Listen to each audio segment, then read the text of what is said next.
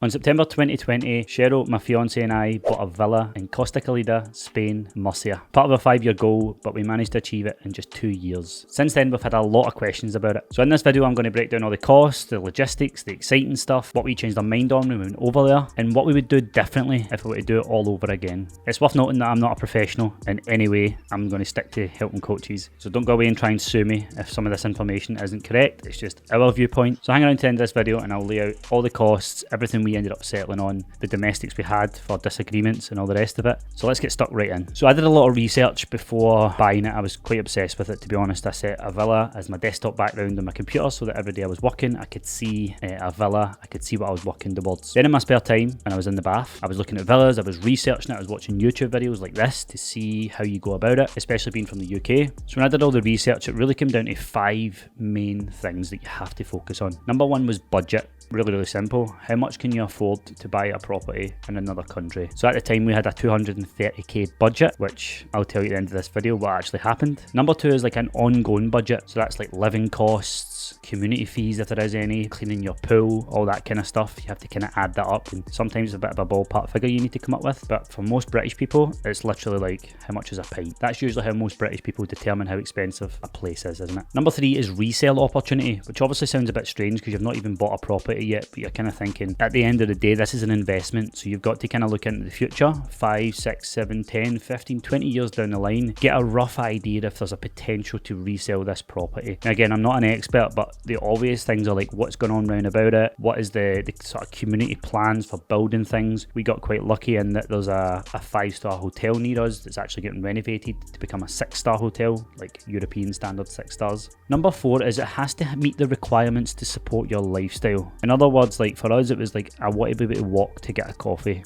I want to be near the beach. You have all this certain criteria that has to suit your lifestyle.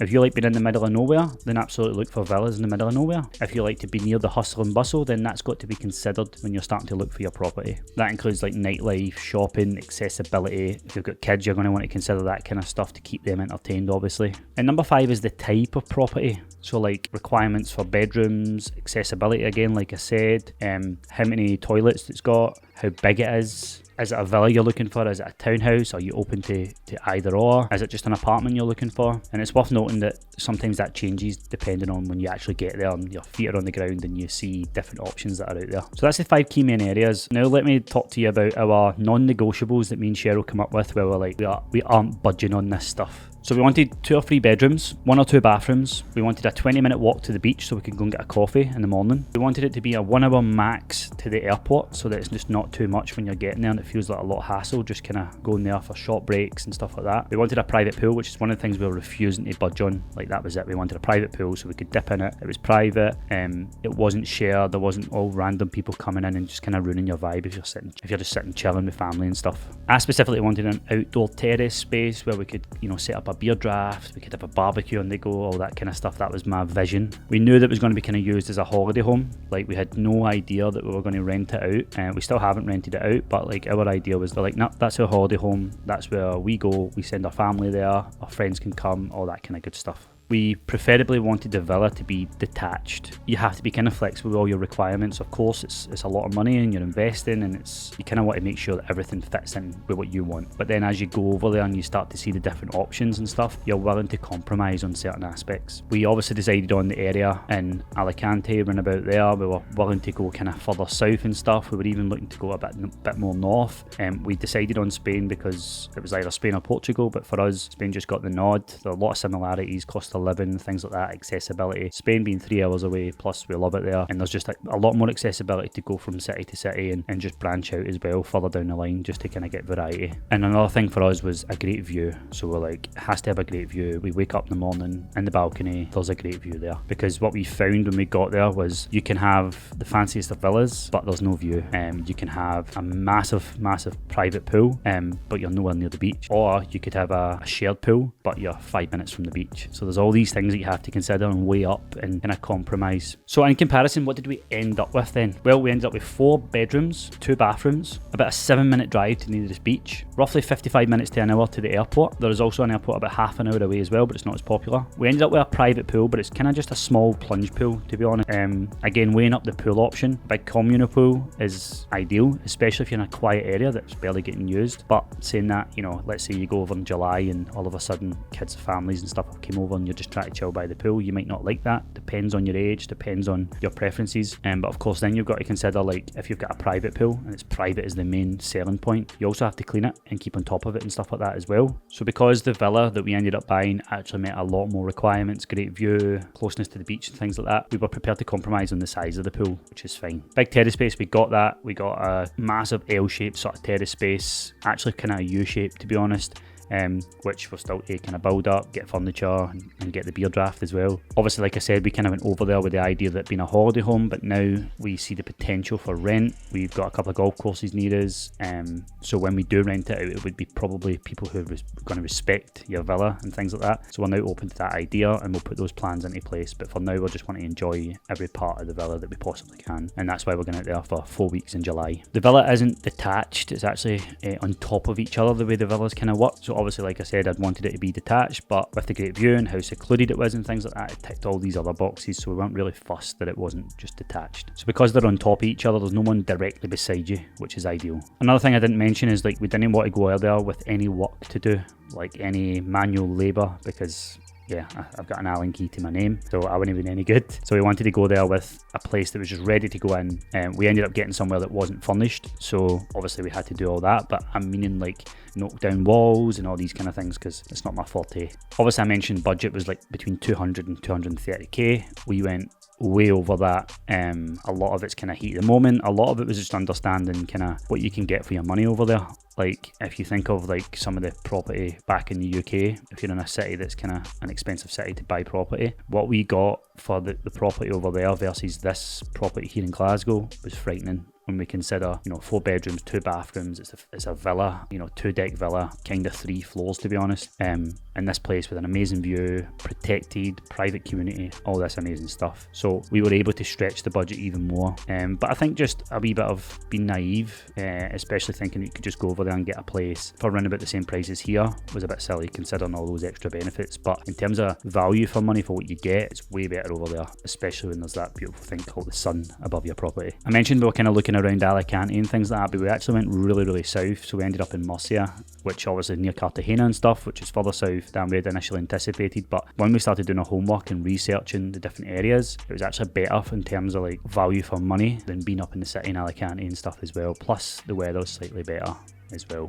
We wanted a great view, we got a great view. I'll pull up some shots just now, so that's a massive part for us. Obviously, speaking for myself here, the thing that people don't realise with a great view is that if you want a great view, you've got to accept the fact that it's probably going to be a little bit further out. You know, if you've got a great view of the mountains and the sea and stuff, the chances are that you're maybe not in the centre, which is kind of a trade-off. Of course, there's going to be villas and properties where you're sitting there, it's on the beach, it's also got a great view, things like that, I get that. But for someone who's just buying their first property in another country, you know, for example, Cheryl wanted a really modern villa, but a lot of the modern villas were literally just in streets. So you looked over the fence and it's just cars zooming past. Not all of them, but for them, we then found a great view, but understand that it's a 20-minute walk to the coffee shop, other than just it's right next door. So that was the kind of compromise that we looked at, and I would rather walk 20 minutes and get that amazing view, because yeah, you can't create a view. Once you move into a property that doesn't have a view, you can't create it. You can't move your property anywhere. So you've kind of got to go view first and then have a view of like, okay, I have to get in the car for some stuff. I know what I would rather, especially when you wake up, like the first time you woke up in the villa, you know, pulled back the curtains and were able to see contrasting the clear blue skies with the greenery of the mountains and stuff, which is phenomenal. And if you follow me on Instagram, you'll see me kind of put that up when we're over there.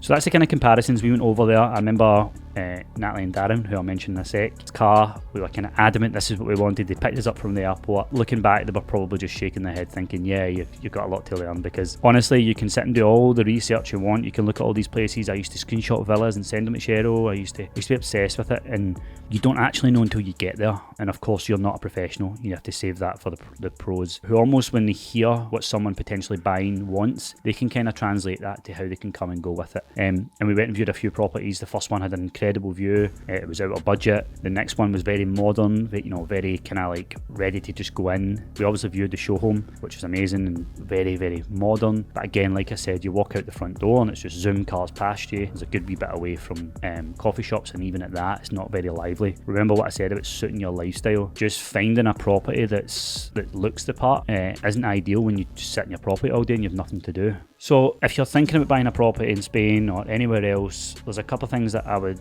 now tell you to do. First of all, arrange a viewing trip. There's estate agents out there who they want your custom. So like, look at a few, read a bunch of reviews. One thing I will say is I'm not really sure why there's such skepticism about buying a property abroad. I know there's a lot of moving parts and different legislations and stuff like that, but when you find a good estate agent with tons of credibility, it's not that hard. They kind of take care of a lot of it. In our situation, we ended up reaching out to Massimo Realty, which is a family-run business in the La Manga Club. I spoke to them on Zoom, got a good feeling for it. They kind of gave me the rundown. They weren't trying to sell to me. They were just hearing me out, hearing our situation, hearing what we're looking for. They then went away and sort of sent properties that we kind of might like to see our feedback from it, so that they could get a better understanding of, okay, this is what this couple want, this is what we can provide for them, ahead of them coming over for a visit. So I arranged a viewing trip, went over and just got a good vibe for it. One of the interesting things that the guys did at Massimo was educate us on that it's about finding the area first before you look at a property. So like I said, again, there's no point in finding this villa and then realising it's not in the best area to suit your lifestyle. So they took us across the city and stuff to look at different places to get a vibe, different bars and different beaches and things like that. So don't get obsessed on property, do your homework more on the areas and in the country that you're going to buy. So find somewhere that's credible, a company that's in an area that you might be looking to purchase,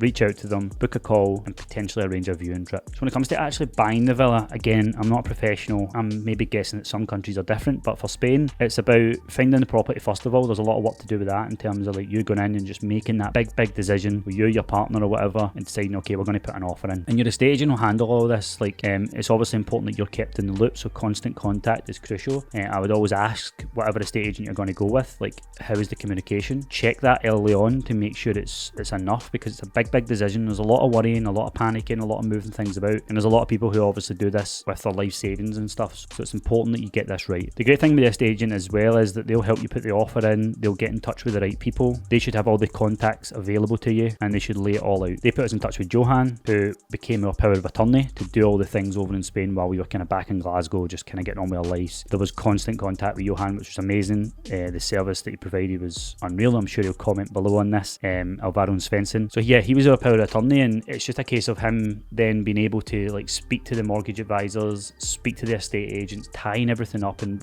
ultimately taking the stress away from you. Like, take the stress away. It shouldn't be a stressful process. Obviously you have your worries and you'll be anxious and all that kind of stuff, but it shouldn't be that stressful. Legal fees and how much you need to put down and stuff like that is all probably circumstance dependent. So for example, if you're buying a property that's 200,000 euros and you put down 40%, you have to put down 80,000 euros, and then the rest you can start to pay off, you can mortgage, all that kind of stuff. So it's a pretty hefty put down of a deposit in terms of buying a property in Spain. I don't know where it is in other countries, and maybe there's other ways around it, but for us it was about putting as much down as possible to then be able to kind of keep the mortgage payments manageable. Then you've got legal fees. Again, these are different. Our legal fees were 3,000 euros to sort out the power of attorney stuff, which was great from that company that Johan sort of runs. It was a fixed fee, so there was no hidden charges. You weren't kind of getting billed and invoiced every other month when they were doing stuff. They were full on in your account, the whole team. We only respond to messages 10 till 2 or whatever. It was full on kind of dealing with that stuff. Obviously then you've got like the kind of language barrier sometimes, and obviously someone like Johan in the middle who's kind of interpreting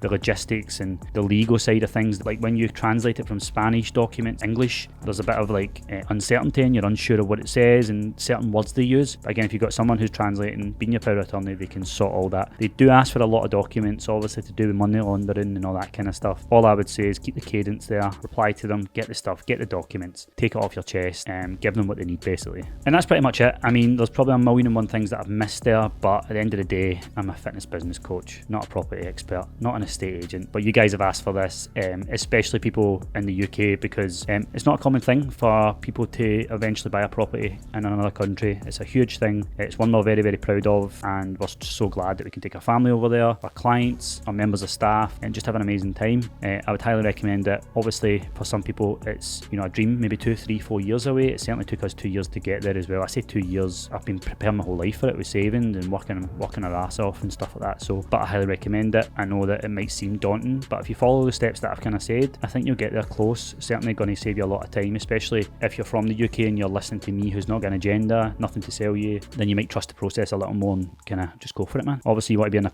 position financially, but you won't look back, and if you love sun like me and Cheryl do, then it's the best decision you'll ever make. With that, finally, we got filmed when we were buying the property. So Cheryl and I were out there. We got filmed by Sunseeing Selling Houses on Channel 4. We ended up not buying the property we've got now on the camera, but we did view some properties, so you could get a good laugh out of that. It's coming at the end of the year. Cheryl and I will do a bit of a reaction video to it, so we can have a bit of a laugh. And that way you'll get to see the kind of questions they ask you as well, the kind of what they say to you. You know, they tell us how much it is. We talk about our budget and things like that on that show as well, which is exciting. You'll see me nice and sunburned as well. So yeah, guys, I hope you enjoyed the video. If you have, hit subscribe. If you watched this long, support the channel, that'd be amazing. We do this stuff for free. And yeah, speak to you soon.